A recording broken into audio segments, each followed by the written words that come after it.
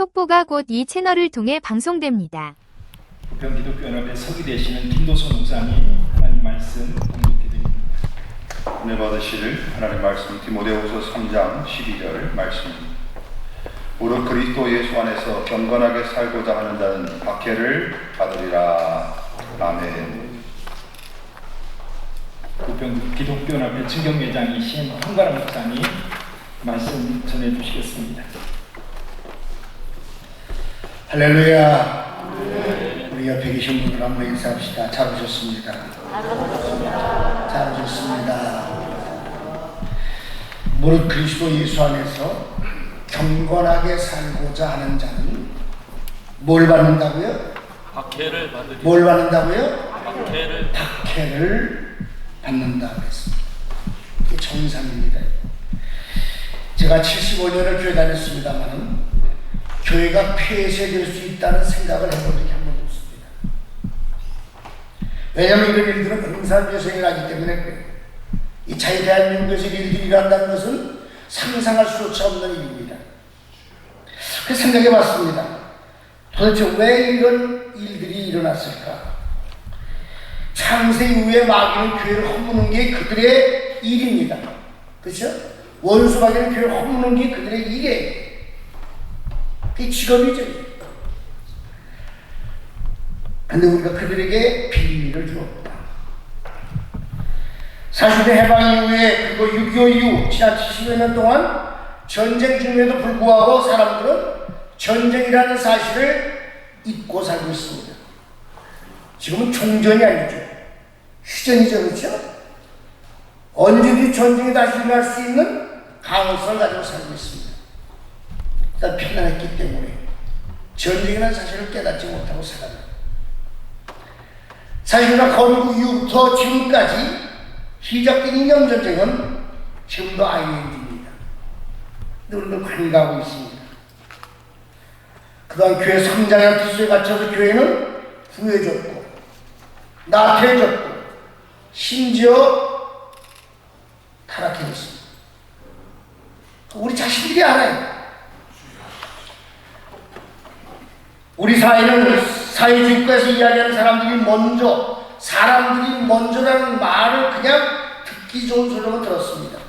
그럼 마치 밀가루 반죽 속에 달콤한 단팥을 넣어서 사람들을 현혹시키는 호빵처럼 평등, 인권, 동성애, 포괄적 차별금지법이라는 이슈를 가지고 끊임없이 교회를 흔들어 대기 시작했습니다. 물론 수호에 의해서 이런 것들에 저항하는 모임들이 있긴 있었습니다. 진보 보수적 정치적 갈등 속에 정치적으로 반대 의견을 피력하면 뭐라 그래요? 극우라는 프레임을 씌웁니다. 그리고 끊임없이 가스라이트가 납니다. 그 사람들은 잘못인 줄 알면서도 이런 이야기를 수면으로 끌어오르지 못합니다. 그러나 코로나를 통해서 교회가 문을 닫고 이제 본격적으로 교회를 향한 공격이 시작되면서 교회가 24시간에서 정신을 차리게 되었습니다. 여러분들 아시다시피 헌법 20조 2항의 정교분리의 원칙에 의해 정치와 종교는 서로 간섭하지 않는다고 기록하고 있습니다. 이 정권은 교회도 잘못하면 손을 보야 한다는 거예요. 이 정권은. 물론 교회 지도가 잘못하면 법적으로 처리하면 됩니다. 그러나 교회는 아니지 않습니까? 그러면 교회가 이렇게 된 이유는 크게 두 가지로 분석을 합니다. 하나는 그동안 교회가 교회의 사명을 다하지 못했다는 것입니다. 여러분 교회가 무엇입니까? 교회는 잃어버린 영혼을 구원하는 것입니다. 교회는 성장만이 목표가 아니라 잃어버린 영혼을 찾기 위해 사단과 치열하게 싸워야 합니다. 이것을 영적 전쟁이라고 말합니다. 알다시피 우리가 초대교회로부터 교회는 끊임없이 세상과 싸워왔습니다. 그 세상 권력자들과 끊임 갈등을 일으켰습니다. 그리고 그리스도는 세상에서 미움을 받았습니다. 때로는 목숨도 잃었습니다. 그러면 교회 극우가 극좌가 되어 있습니까? 교회는 정치하는 것입니까? 교회는 오직 하나님의 말씀을 선포하는 것입니다. 그들이 말하는 극우 극좌는 정치적인 언어입니다. 여러분 왜 목사가 정치반이라고 말합니다. 교회는 다양한 스펙트럼이 있는데 왜 교회에서 정치하게 하냐고 말합니다. 그럼 성경을 들여다보십시오. 성경 전체가 전쟁 이야기입니다. 왕들의 이야기입니다. 왕들의 개인사입니까? 정치 이야기입니다. 그들이 잘못 들어설 때 선지자들과 예언자들이 그들을 향해서 하나님의 말씀을 선포했습니다. 심지어 예수는 그들을 향해서 이 독사의 자식들아 라고 외쳤습니다. 성경에 나오는 예언자들이 그거입니까? 예수님과 제자들이 그거입니까? 그들은 교회를 탄압하고 더 쉬운 프레임이고 국민들에게 가스라이팅을 당했습니다. 우리 누가 뭐라고 하든 기도하고 말씀 보고 하나님의 음성대로 하나님의 음성을 듣고 성경이 말하는 대로 살고 성경이 말하는 것을 교회 안만이 아니라 교회 밖에 세상을 선포해야 합니다. 그것이 싫다고 우리를 죽이면 우리는 죽으면 되는 겁니다.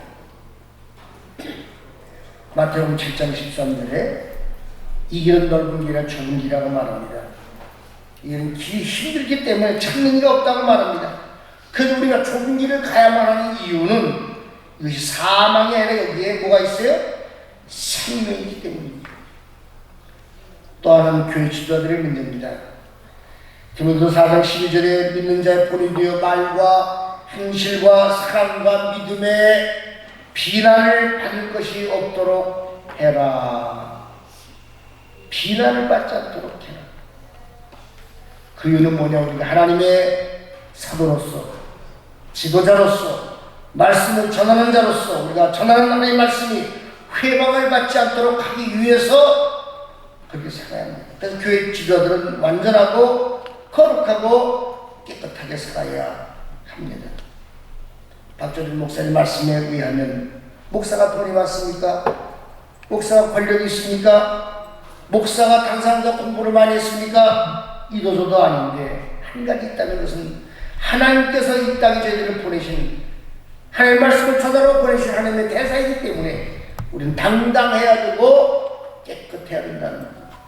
저는 옳다고 생각합니다. 이게 문제입니다. 한때는 문정성시 이루었던 전국 기도원들이 거의 다 문을 닫았습니다. 오살리, 순복음, 하늘산, 용문산, 칠보산 유명한 기도원들은 옛날 이야기입니다. 지금 텅텅 돼 있어요. 어떤 유명한 기도원에 종을 처음 날 기도원에 갔는데 그 넓은 기도원에 10사람이 모여 기도하구나. 이렇게 현실입니다. 기도하지 않아요. 사람들이 쉬이 되면은 어디로 갑니까? 기도받은 유원지 해외로 빠져나오고 있습니다. 저는 쉴만 되는데 기도원이 문조선이 일었어요. 하늘산 같은 데는 차가 저 큰 곳에 밀려가지고 올라갔어요. 기도가 멈췄다는 말은 교회 생명이 다 있다는 말입니다. 코로나 한창 때 서울에 있던 어떤 목사님이 너무나 슬퍼요. 예배는 줄고 있는 것은 돈밖에 없고 새벽기도 없으니 너무나 좋다는 거예요. 그 소리를 들으면 저는 그랬습니다. 큰일 났구나. 한국교회가 큰일 났구나 이제. 예배가 주는 게 좋은 겁니까? 시간이 많은 게 좋은 겁니까? 돈이 많은 게 좋은 겁니까 여러분들?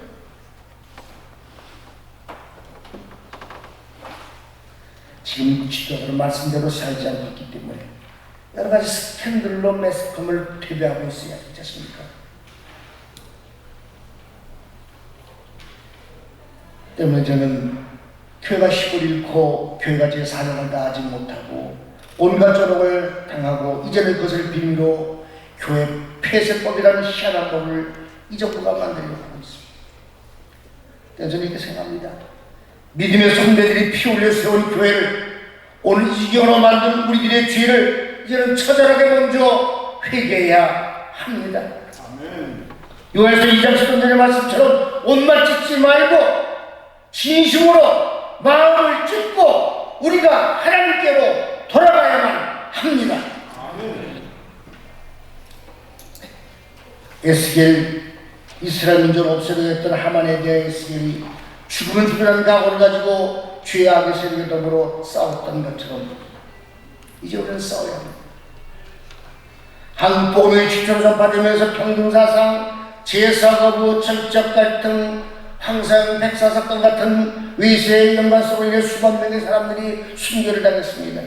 일제시대에 수많은 성도의 신자 참배를 거부한 이후로 순교를 당했고 지암리의 3.1 운동의 보복으로 성도의 교회가 몰아넣고 다 불들여 죽였습니다. 6.25 전쟁은 얼마나 많은 이들이 믿음을 지키다 순교를 당했습니다. 지금도 전라도 영광에 가면은 성도를 목에다가 돌을 메고 바다에 빠뜨린 현장이 있습니다. 초대교회 지자들은 믿는다는 이유 때문에 얼마나 박해를 당했고 1세기 후반에도 믿는 이들이 유대인 이방족의 박해가 아니라 황제 숭배들과 관련해 로마 국군의 조직적인 박해를 받아왔습니다. 어차피 교회는 세상과 직면에 갈등을 일으킬 수밖에 없습니다. 사랑하는 성도, 그래도 믿음의 길에 고난이 있다면 전혀 이상한 일이 아닙니다. 오히려 그 길은 예수님이 가시는 길이고 수많은 믿음의 선배들이 걸어가시는 길입니다. 그래도 두려워하지 마시고 일어나시기를 바랍니다. 일어나 빛을 발하시기를 바랍니다. 지금 이 사회는 법치가 무너지고 있습니다. 역사가 변질되어 있습니다. 공권력이 힘을 잃고 있습니다. 정치인들이 국민을 위한 것이라 자기들이 이익 집단을 살아가고 있습니다. 어제도 판사 한 명이 자살을 했습니다. 이게 한국의 현실입니다. 경제가 무너지고 안보가 무너지고 한미동맹이 무너지고 이제는 일어나야 합니다.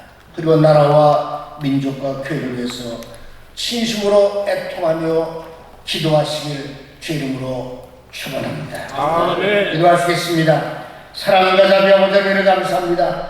피 흘려 세운 땅의 한국교회가 위기를 당하고 있습니다. 주님 아시지 않습니까? 진 교회를 지켜 주시옵소서. 이 계절이 회개하고 다시 여호와께로 돌아가게 하여 주시옵소서. 이 시간에 있을 모든 순서를 함께 하셔서 한마디 영광을 받아 주옵소서.